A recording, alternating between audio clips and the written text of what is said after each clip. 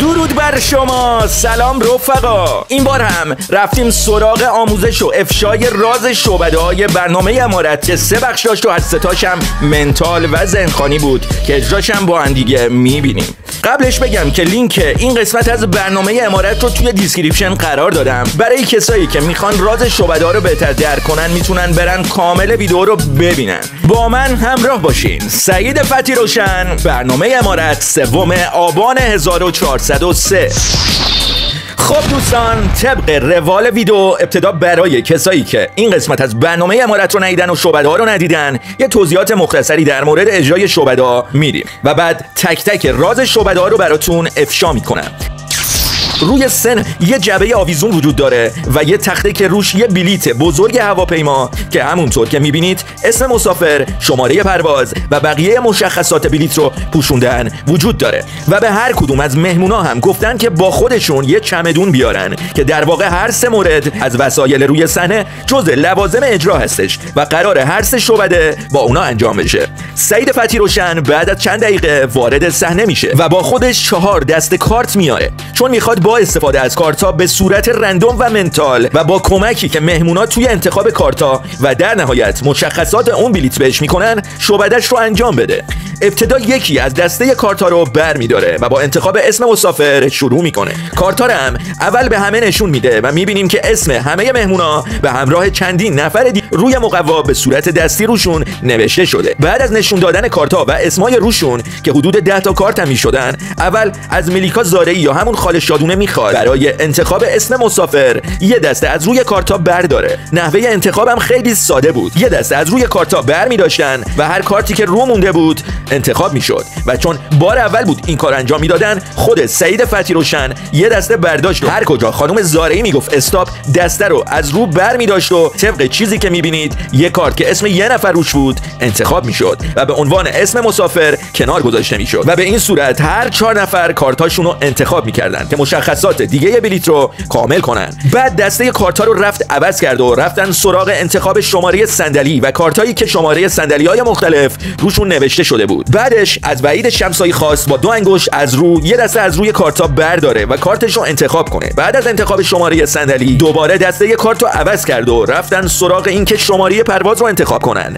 دسته کارت هم به خانم اوتادی نشون داد و همه دیدن کارتا مختلفن، ولی دسته کارتو این بار هم مثل خانم زارعی به لیلا اوتادی نداد و باز خودش از کارتا میریخت. هر کجا خانم اوتادی میگفت استاپ، کارتی رو که رو مونده بود انتخاب میکرد و همینطور که میبینید لیلا اوتادی هم کارتش رو که شماره پرواز روش بود انتخاب کرد. و اما رسیدیم به آخرین انتخاب و مقصد که باید پژمان خان بازقی انتخاب میکرد. کارتا رو نشون همه داد و از دیوار چین تا کویر لوت توش نوشته شده بود. ایشون هم یه دسته از روی کارت برداشت، کارتی رو که رو مونده بود رو انتخاب کرد و بعد از انتخاب کارتا همه رفتن پای بلیت که یکی یکی کارتایی رو که به صورت رندوم به اون صورتی که دیدین انتخاب کرده بودن رو با مشخصات بلیت مقایسه کنن. ابتدا ملیکا زارعی که نام مسافر دستش بود رو بلند خوند که آقای حسین صانعی روی کارت نوشته شده بود. وقتی کاغذ روی اسم مسافر رو از روی بلیت برداشتن، در کمال تعجب همون اسم حسین صانعی جلوی نام مسافر نوشته بود و با جمله دروغ نگوی لیلا اوتادی با و حیرت در سالن طنین انداز شد. بعدش رفتن سراغ شماره پرواز که کارتش رو طبق چیزی که دیدین به صورت رندوم خانم اوتادی انتخاب کرده بود و همونطور که میبینید شماره پرواز 213 در اومده بود و وقتی کاغذ شماره پرواز رو برداشتن، شعبده باز هم همه رو حیرت زده کرد و شماره پرواز روی بلیت همون 213 بود که روی کارت خانم اوتادی بود و باز با جمله مگه میشه خانم اوتادی رفتن سراغ شماره صندلی که این بار وحید شمسایی کارتش رو انتخاب کرده بود. اون کارت 12A بود و بعد از برداشتن کاغذ روی بلیت باز هم عدد شماره صندلی روی بلیت با کارتی که رندوم انتخاب شده بود یکی در اومد و روی بلیت هم شماره صندلی 12A بود و این بار خانم اوتادی گفت واقعا عجیبه، چطور میشه؟ در بهت و شوک سالن رفتن سراغ مقصد که کارتش رو پژمان خان بازقی انتخاب کرده بود و دیدیم که مثلث برمودا بود و زمانی که کاغذ مقصد رو از روی بلیت برداشتن اونجا هم مثلث برمودا جلوی اسم مقصد نوشته شده بود. چطور ممکنه؟ اینجا دیگه عقل و منطق بهشون برخورد و دریافتیم که حتما توطئه‌ای در انتخاب کارتا صورت گرفته. پس بدون فوت تایم بریم سراغ راز این شعبده از سعید خان فتی روشن.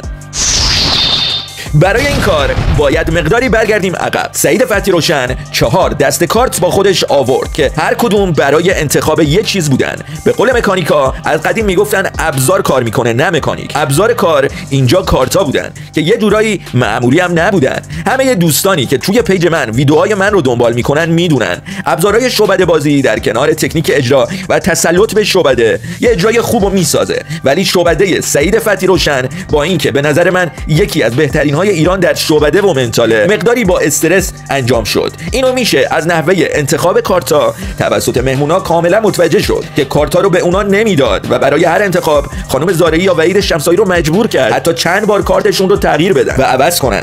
دلیلش هم اینه که کارتایی که توی این شعبده استفاده شدن اصلا کارتای معمولی نبودن. اگر دقت کنید قطرشون مقداری زیاده و به گفته شعبده باز به خاطر اینکه نگن از کارتای مخصوص استفاده کردن و از این حرفا روی مقوا اسما رو نوشته بود، ولی همه الان دیگه میدونیم اینطور نیست، چون از کارتای مخصوص توی این شعبده استفاده شده. از کلوفتیش کاملا مشخصه. این کارتا بهشون مگنت کارت میگن که به وسیله یک آهنربا 2 تا کارت رو طوری به هم میچسبونه که اصلا دیده نشن. همه دسته کارتای این شعبده هم این قابلیت درشون بود. مثلا برای انتخاب نام مسافر یکی در میون کارتی که اسم آقای حسین صانعی روش نوشته شده بود پشت همه کارتا با آهنربا چسبونده بودن و با 2 انگشت اگر از روی کارتا یه دسته برمی داشتن هر کارتی که رو میموند اسم آقای صانعی روش نوشته بود. سوال اینجاست که اگر همه کارتا آهنربا داشتن پس باید همشون به هم میچسبیدن، ولی توی این شعبده هیچ کدوم از کارتا به هم نچسبیده بودن. در این نوع کارتا فقط یک طرفشون یه مگنت یا آهنربای کوچیک قرار داره و باید کارت بعدی رو برعکس اون قرار داد. مثلا اگر کارت اول مگنتش بالا باشه کارت دوم رو باید برعکسش قرار بدیم و مگنتش رو پایین قرار بدیم تا به هم نچسبن و به راحتی هم بشه کارتای چسبیده به هم رو از هم جدا کرد. در انتخاب شماره صندلی ها هم پشت همه کارتایی که نشون ملت داد 12A بود. در انتخاب مقصد هم پشتشون یکی در میون مثلث برمودا نوشته شده بود و در شماره پرواز هم کارتایی که دیدین پشتشون یکی در میون کارتی با شماره 213 بود که این رو میتونید از قطر کارتا هم متوجه بشین و همینطور حساسیت شعبده با در انتخاب کارت توسط مهمونا که باعث شد اجرای این شعبده‌اش رو مقداری با استرس انجام بده. در واقع مهمونا با اینکه در ظاهر انتخابای زیادی داشتن ولی در واقع یک انتخاب بیشتر نداشتن و هر کارتی انتخاب می‌کردن همون چیزی در میومد که روی برگه اون بلیت نوشته شده بود و شعبده باز همینو می‌خواست و این همون شعبده است و به این صورت این شعبده هم افشا شد. امیدوارم خوشتون اومده باشه و با ما باشین چون با هم حالا کار داریم. خب دوستان حالا بریم سراغ آیتم و اجرای دوم و شعبده این قسمت از برنامه امارت. فقط قبلش اگر چیزی حتی کوچیک یاد گرفتی لطفا این ویدیو رو لایک کن. اگر توی کانال من هنوز عضو نشدی لطفا سابسکرایب کن، دکمه زنگوله رو بزن که هم ثابت از بین نره هم بتونی افشاها و ویدیوهای جدیدمون رو ببینی. مرسی. خب دوستان توی آیتم دوم شعبده باز از مهمونا پرسید کسی گوشی همراهشه، ولی کسی گوشی نداشت و گوشی خودش رو آورد که قبل از اینکه برن به همراه حسین صانعی به مثلث برمودا هر کدوم یه یادگاری از خودشون به جا بذارن و هر کدوم یه جمله گفتن. مثلا خانم زارعی به دخترشون گفتن خیلی دوستت دارم، خانم عتادی به پدر و مادرشون ابراز علاقه کردن، آقای بازقی هم از خانواده‌اش و دخترش خداحافظی کرد و گفت امیدوارم اولین کسایی باشین که از مثلث برمودا برمیگردن. وحید شمسایی هم در یک تصمیم دشمن شکن گفت حلالم کنید. هر کسی هم که پیامش رو میذاشت آقای فتحی روشن شعبده باز اون رو دوباره تکرار میکرد و دقیق ترش رو میگفت. مثلا خانم زارعی 1 کیلومتر صحبت کرد ولی سعید خان فتحی روشن جمله کوتاه شدهش رو گفت که مانلی دخترم خیلی دوست دارم و این خلاصه و واضح گفتن جملات توسط شعبده باز نشون میداد باز داره یه اتفاقاتی میفته و یه فکرایی تو سرشه. بعد از اینکه مهمونا همه پیاماشون رو گذاشتن آقای شعبده باز گوشیشو خاموش کرد و راوی برنامه گفت که مسافرین پرواز 213 به مقصد برمودا بیان چمدوناشون رو تحویل بدن که اینجا شعبده دوم شروع میشه. سعید فتحی روشن با دست زدن از سایه ها یا همون دستیارای نقابدارش خواست که براش لوازم شعبده‌اش رو بیارن. یه میز اونجا بود به همراه یه چمدون که دستیارای فتحی روشن براش آورده بودن. محتویات اون چمدون هم 4 تا چیز بود: کت، چراغ قوه، قاب عکس و یک کتاب که یه اسلحه داخلش جاسازی شده بود. مهمونای برنامه هم همونطور که میبینید همه یه دونه ساک همراهشون بود. شعبده به این صورت بود که شعبده باز چشماشو میبست و به مهمونا پشت میکرد. حتی گوشی داخل گوشش رو هم در آورد که شپین نباشه که بهش با گوشی رسوندن و از این حرفا. مهمونا هم باید یکی یکی میرفتن سر چمدون شعبده بازو یکی از اون وسایل روتوری که کسی نبینه داخل چمدون خودشون میذاشتن و شعبده باز هم باید بعد از این کار یکی یکی حدس میزد چه کسی چی رو برداشته که یک شعبده منتال و تماشاگر پسندم بود. بعد از اینکه مهمونا هر کدوم یکی از 4 وسیله داخل چمدون شعبده باز رو دور از چشم همه توی ساک خودشون قرار دادن، نوبت به هنرنمایی شعبده باز رسید که یکی یکی ساکاشون رو روی میز میذاشتن که سعید فتحی روشن با تمرکزی که میبینید مثل یه دستگاه ایکس ری داخل فرودگاه چمدون‌ها رو چک کنه. چمدون نفر اول آقای شمسایی بود که دقیقاً شعبده باز گفت ایشون قاب عکس رو برداشته و وقتی چمدونش رو باز کرد دیدیم که کاملا درست حد زده و با جمله دوربین من کدومه جل الخالق وحید شمسایی شعبده باز رفت سراغ چمدون بعدی که برای خاله شادونه بود و شعبده باز بعد از تمرکز دوباره فهمید که ایشون چراغ قوه رو برداشته و اون رو از داخل ساکش در آورد. اینجا واقعا همه حیرت کرده بودن که چطوری میشه، مگه میشه؟ بعد رفت سراغ لیلا اوتادی و ساکش رو باز کرد. باز دوباره شعبده باز رفت داخل تمرکز و کتی رو که خانم اوتادی از داخل اون چمدون برداشته بود رو از بین اون 4 چیز حدس زد و با جمله نه چطوری میفهمی ساک به دست رفت روی صندلیش نشست و نوبت به پژمان بازقی رسید که به ظاهر یک کتاب برداشته بود ولی داخل کتاب یک کلت جاسازی کرده بودن. وقتی که گفت شما کلت رو برداشتین همه تعجب کردن چون فکر میکردن این بار دیگه شعبده باز اشتباه کرده، ولی وقتی از داخل ساکش کتاب رو در آورد و بازش کردن اسلحه توش جاسازی شده بود و همه به اشتباهشون که اشتباه فکر کرده بودن پی بردن و همه دیدیم که هر 4 تا شی رو شعبده باز کاملا درست، مسلط و بدون نقد چه از نظر اجرا چه شعبده و چه تکنیک حدس زد و به نظرم یکی از اجرای خوبش بود. خب دوستان ساکا رو ببندین و بریم سراغ افشا و آموزش راز این شعبده که خیلی منو یاد اجرای حوله قرمز رنگ و رنگ لباسای آقای فتحی روشن در برنامه عصر جدید انداخت. راز این شعبده در ظاهر بسیار پیچیده است ولی خب ترفند و رازش بسیار ساده است. همه میدونیم شعبده بازا دستیارایی دارن مثل سایه ها که داخل برنامه میان و میرن یا داخل تماشاچیان و کسی اونا رو نمیبینه یا توی پشت صحنه هستن. برنامه امارت هم جدا از یک برنامه شعبده یه سرگرمی هم هست برای تلویزیون و شبکه سوم و در ساختش تمام تلاششون رو انجام دادن که اجراها و شعبده ها جدا از به بار نشستن زیبا و تماشاگر پسندم باشه. یکی از فاکتورهایی که اجرا رو زیبا میکنه موزیک حین اجراست که اینجا برخلاف زیباتر کردن شعبده برای شعبده باز راهی برای انجام شعبده و به بار نشوندن اجراشه. مهمونای برنامه زمانی که داشتن یکی از اون 4 شی رو از داخل ساک انتخاب می‌کردن هرچند تمام تلاششون رو کردن که کسی نبینه ولی از چشمای عوامل برنامه که داشتن با 10 دوربین لحظه به لحظه رصدشون می‌کردن دور نمیمونن و عوامل پشت صحنه کاملا آگاهن که مهمونا هر کدوم چی رو برداشتن و چی داخل ساکشونه. ولی چالشی که اینجا برای شعبده باز وجود داره اینه که با اینکه ایشون چشماش رو بسته بودن و پشتش به مهمونا بود نمیدید کی چی برداشته. گوشیش هم که از گوشش در آورده بود پس تماس رادیویی هم کنسله. تنها چیزی که میمونه موزیکه. شعبده باز قبل از برنامه برای هر کدوم از اون اشیا یک کد به صورت موزیک قرار داده بود که با کمک دستیاراش بفهمه داخل ساکا چی گذاشتن. مثلا موزیکی که در هنگام تمرکز روی ساک خانم زاری پخش میشد مخصوص چراغ قوه بود و موزیک قاب عکس با کت و اسلحه متفاوت بود. کسایی که ویدیو رو دیدن اگر دقت کرده باشن متوجه تغییر موزیکا شدن، ولی کسایی که ندیدن من گوشه کوچیکی از موزیکا رو موقع انتخاب و تمرکز شعبده باز براتون پخش میکنه است. با دقت بریم سراغ افشای راز این شعبده.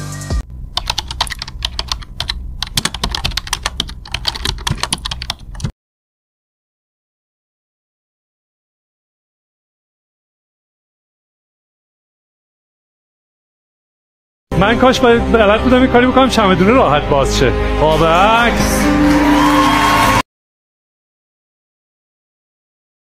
خانم زارعی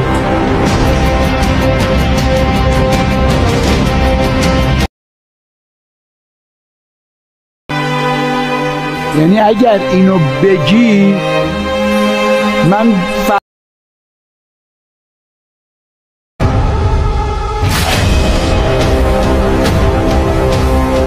میتونم خواهش کنم؟ و همونطور که دیدین راز شعبده دوم اجرای آقای سعید فتحی روشن در برنامه امارت افشا شد و شعبده بسیار جالبی هم بود. امیدوارم خوشتون اومده باشه و ویدیو رو لایک کرده باشین و سابسکرایب و زنگوله رو هم بزنید. خب رفقا بدون معطلی بریم سراغ بخش آخر شعبده سعید فتحی روشن در برنامه امارت که همونطور اول ویدیو توی توضیحاتش گفتم یه جعبه تمام مدت اجرا حتی قبل از ورود مهمونای برنامه روی صحنه آویزون بود.